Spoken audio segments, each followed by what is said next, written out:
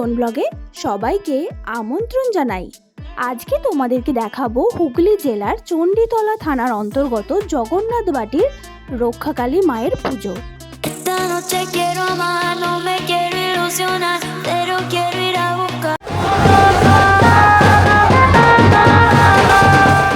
এই প্রথম আপনাদের গ্রামের ভিডিও করার সুযোগ পেলাম। বড়রা আমার প্রণাম নেবেন, আর ছোট ভাই বোনেদের জন্য রইল বুক ভরা ভালোবাসা। প্রতি বছর এখানে খুব ধুমধাম ও জাঁকজমকের সাথে রক্ষাকালী মায়ের পুজো পালন করা হয়।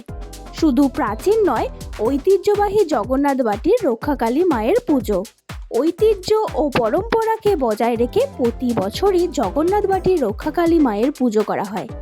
এবছরও 11ই এপ্রিল শনিবার রক্ষাকালী পুজোয় মাতল জগন্নাথ বাটি।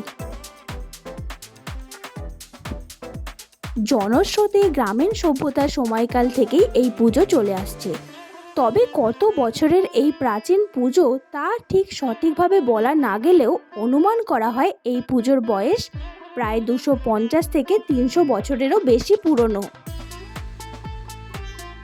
কথিত আছে মা খুবই জাগ্রত।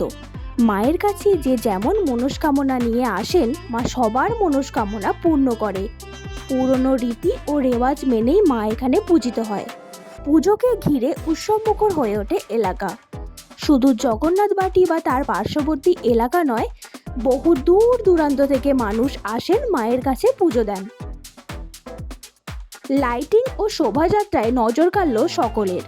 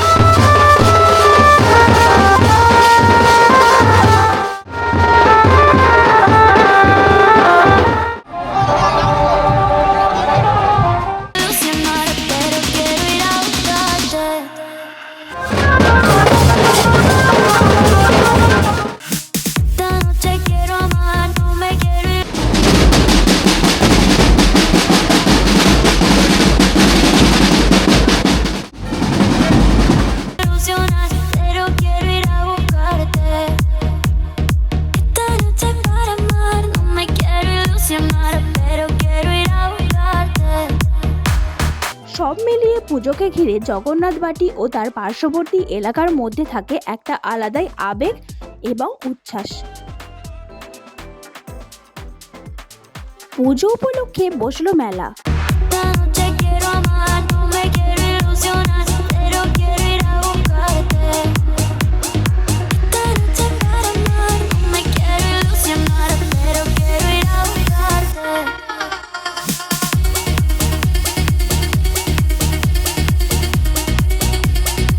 খুব সুন্দর বক্সের সেট করেছিল, সাথে চলছিল ডান্স।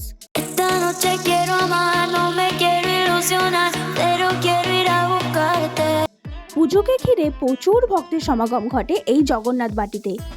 আর হ্যাঁ, আমার ছোট ছোট ভাই বোনদের বলছি, তোমাদের দাদু দিদাদের অবশ্যই দেখাবে তোমাদের গ্রামের রক্ষাকালী মায়ের পুজোর ভিডিও। যারা যারা নিজেদেরকে দেখতে পেলে তারা অবশ্যই কমেন্ট করে জানাবে। সবাই ভিডিওটা প্রচুর পরিমাণে শেয়ার করে অন্যজনকে দেখার সুযোগ করে দেবে। ভিডিওটা কেমন লাগলো জানিও সবাই। ভালো লাগলে একটা লাইক করে দেবে। সবাই ভালো থেকো এবং সুস্থ থেকো। দেখা হবে পরের ভিডিওতে। টাটা।